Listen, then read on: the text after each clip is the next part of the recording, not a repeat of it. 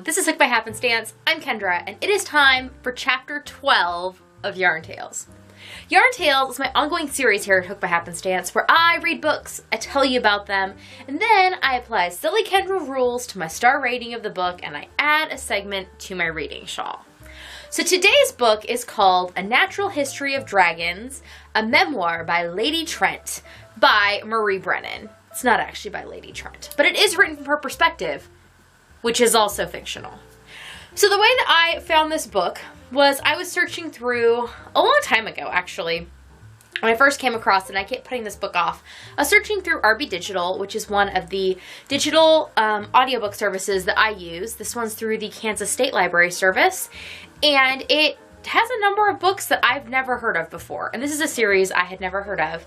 And I was looking for fantasy books that were not like military fantasy. I enjoy books about dragons and mages and all the things. Like, that's kind of where my like fantasy sci-fi, like, that's the good place for me.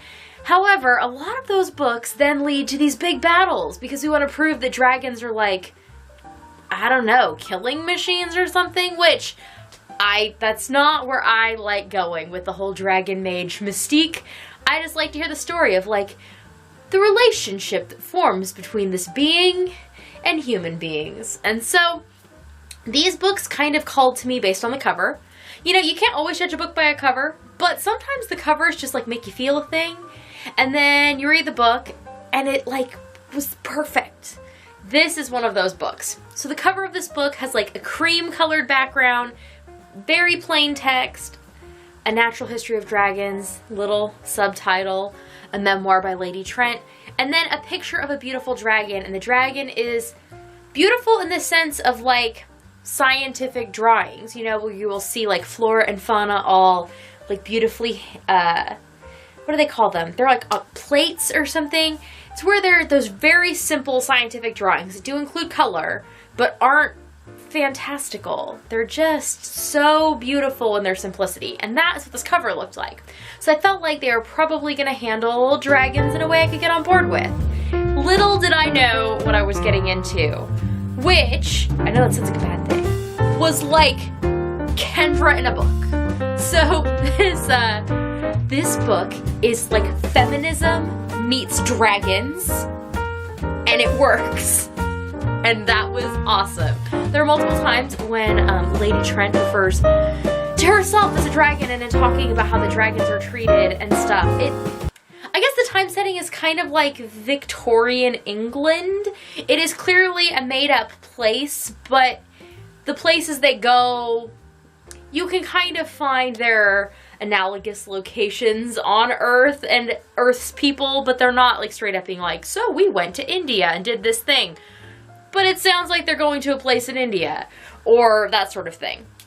Like, the place that they are from, whose name I can't remember, I tend to not even pay attention to those things a lot of times, unless they become apparent and stick in my mind. I don't really, like, focus too much on that. I'm more interested in the ideas in the books than the specific things.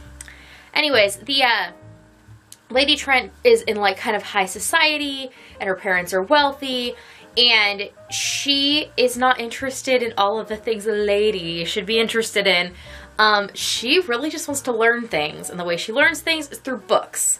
And the thing that is wonderful about this is it shows her in this whole, like, society and their culture not wanting her to be educated and wanting her to follow a certain life plan and only believing that the men in her culture deserve certain things, like education and the ability to explore and the ability to do science and the ability to research and all these things. And then also the power dynamic that they have the right to tell the women in their lives what they can and cannot do.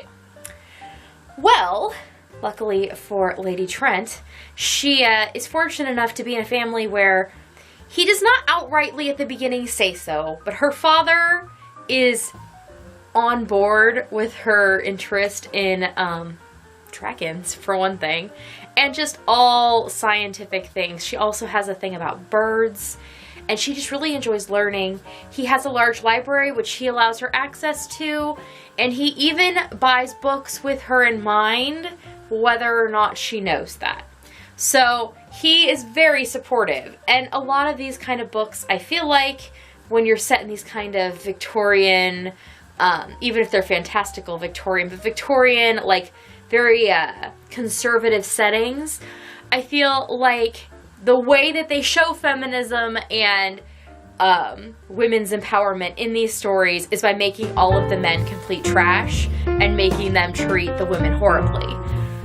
But the interesting thing about Lady Trent is the men in her life, societally men have all sorts of misogynistic, patriarchal problems, but the men in her personal life are lovely and supportive as far as the culture will let them. But even then, they will call those things out and say things like, I think this is how it should be, but we all know that society says this, so how can we make this work for our situation? And like they're willing to work with her and to acknowledge the misogyny and what's going on, and that was just really refreshing and lovely. So I really enjoyed the standpoint of the book. There is like an adventure element, and I mean there's a part of it where my brain went blah blah blah blah adventure, kind of like I go blah blah blah blah battle, but the general shaping of the characters and just the ideas about how to scientifically study dragons, I had not really put a lot of thought into, again, because most of the dragon-y books I have read have been more fantastical, magey, magician, or they've been like these like godlike beasts who just come in and either destroy or rescue everybody. But this was an interesting like way of looking at them in a way I'd never done before. And I'm definitely looking forward to the rest of the series. There's at least, I think it's 4 books total. I think that's right. Anyways, my library has all of them, so I will be getting to all of them. I just don't feel like I want to like dole it out a little at a time, but throughout the course of the year I would like to read the rest of the books.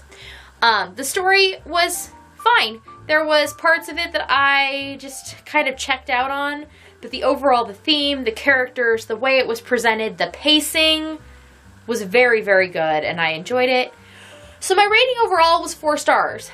Again, there were some plot points that I just didn't care about, but I am curious to see if in the greater story, among all the books, if those things will become more important. I also do wonder, with the whole idea of like me saying that I don't think about the names of the places and the people and whatever, if I had read the book in physical form, and just even though, you know, you see the names going by when you're reading a physical book, and you might not even pronounce them because some of them can be difficult, and if somebody's not there with a pronunciation key, you don't even know how to make some things up, I find, in books. Especially when it comes to like people and place names that are trying not to sound like real people and place names. So I would have seen them a lot, and just my brain would have known more where I was and who was doing the things, because I would have been able to track just visually. And when you're listening to it, sometimes those things get a little lost, especially when the things that they say and the voice acting, there isn't as much of it. So the people were more like similarly charactered, and they were just having interesting things happen. But like I said, really good book. I would highly recommend it if you are interested in fantasy or science. This is just a really interesting way to look at things from a different perspective, and I enjoyed the first person, the memoir that she was telling, and it was interesting too because I'm interested to read the rest of the series.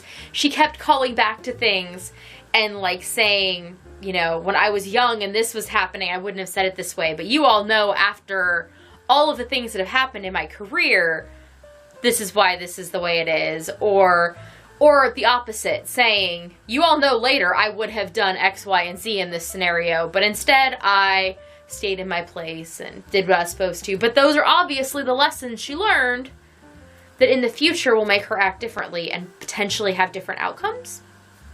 So let's take a peek at my reading shawl, because I know that's what many of you are here for. The way that my reading shawl works is I have 4 different yarns, each of them for a different kind of book. There are books with my kids, books from my Life's Library subscription service, physical books, and audiobooks that I consume by myself.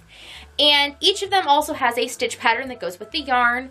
I put in a row of the yarn that matches the kind of book, as well as a stitch pattern, and then I do a textured segment to match the star rating. So obviously I've had a lot of audiobooks, so many that I actually had to change the yarn that I used for audiobooks. This was the original audiobook color here, which was a Reiwa fibers in the Embrace Space. So I've changed over to this one, the one that's on the edge, which is shepherd's wool from Stonehenge Fiber Mill in Michigan. It is a size 4, everything else in it is a DK, but this is in the color violet. It's all been working out just fine. I just knew that I needed something I had a little bit more of to be able to finish out all of the audiobooking that I've done, because apparently it's like my new favorite thing. And I really like how this has ended up along the edge, and I have my 4 stars. I've had a good run of like really good books. I have this nice like thick striping toward the bottom, which I am really, really enjoying. I have made a decision about my reading shawl. My original plan when I thought I was going into this was that I was going to read like a book a month, and that was going to be getting me back into reading and be a good change, and I was really looking forward to that. So I figured I could probably have like 12 to 15 books this year, which would be 12 to 15 segments. Well, I have been reading a lot. Like I'm averaging like 2 books a week right now. So that means that my shawl would be like big enough to cozy my house with if I kept at that rate. So what I am actually going to be doing is this is everything that I have read in January and February is all in this shawl. And the last book that I finished in February was A Natural History of Dragons. So this is going to be the end of this shawl. I am going to weave in the ends, and I'm actually going to put out another video after this one. The next Yarn Tales video will be a wrap-up of those 2 months, have some little stats and things to tell you about, and then I'll show you the shawl with all the ends woven in and all of that. And then the following Yarn Tales, we're going to start another one, and we're going to use different yarn. Same pattern, same concept, different yarn, which I think is going to be a really cool thing to see how taking the same pattern and the same concept and doing it with different materials, how that all shapes up.